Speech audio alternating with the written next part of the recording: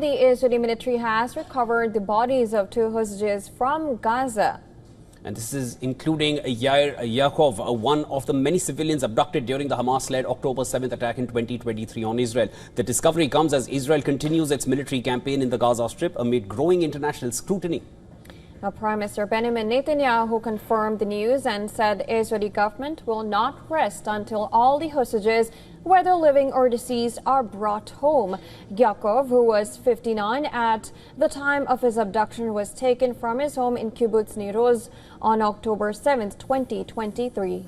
Meanwhile, tensions are rising at the Egypt-Gaza border as well, where convoys of pro-Palestinian activists are attempting to reach Rafah, drawing sharp criticism from Israeli officials. Israeli Defense Minister Israel-Gaza is calling on Egypt to block what he calls jihadist protesters, quote-unquote, from reaching the Egypt-Israel border. He warns their presence could endanger Israeli soldiers. Now, his comments come as hundreds of pro-Palestinian activists made their way towards Gaza. Two convoys, the Somoud convoy and the Global March to Gaza, are making their way towards the border.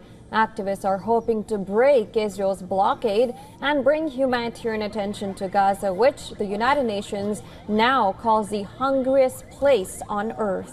Now, according to the Hamas-controlled health ministry in Gaza, 36 Palestinians were killed and more than 200 were injured while trying to access aid in Gaza on Wednesday. Egypt has responded cautiously, stating support for international pressure on Israel to lift the blockade, but warns that no foreign delegation will be allowed near Rafah without prior approval.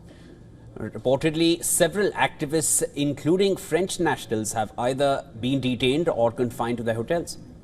Now, among them is French nurse Carole Laguati, who shared a video claiming her group's passports were confiscated by Egyptian police. Now, in a separate development, US-backed Gaza Humanitarian Foundation GHF has accused Hamas of attacking one of its humanitarian convoys. The aid group alleges that the attack claimed 5 lives and left several others injured. Meanwhile, in France, tensions flared in the National Assembly over the detainment of pro-Palestinian activists aboard a Gaza-bound boat that was intercepted by Israeli forces earlier this week. The intercepted sailboat, Madeleine, was carrying 12 activists, including French member of the European Parliament, Rima Hassan.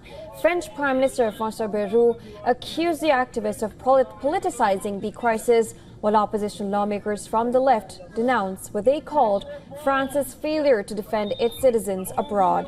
Amid diplomatic friction and humanitarian concerns, France and Saudi Arabia are planning to co-host a UN meeting later this month. The meeting will aim at recognizing a Palestinian state and advancing the two-state solution.